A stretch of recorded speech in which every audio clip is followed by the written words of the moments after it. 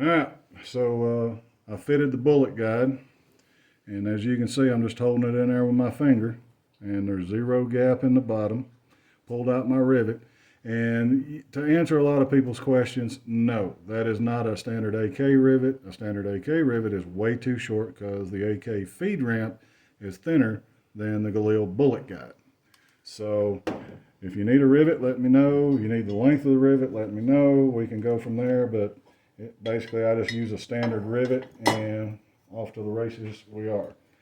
So I have my bucking fixture, which is just a piece of bar stock with a divot for the rivet head, shaped kind of like the rear trunnion. And I like to set it on a good metal surface. And I don't use a hydraulic press. I use an air hammer. Got a divot cut on the end of that. Hold the bullet guide with your finger at the rear. Come up over the top of it. Watch your ears. And I just end up with that perfect little ball in there. That's the shape of the air hammer. And do a final set to fill the void with just a ground down punch and a 5-pound hammer. And if it's done, you won't feel anything. That's got a little at the front. That's better.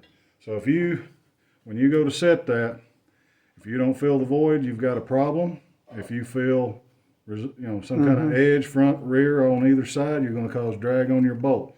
So if your rivet is a custom cut, you just take you a sanding drum on a Dremel tool, come through here, don't tear up the threads, and just buff that down and make it smooth. All right, moving on to the next part of this little setup.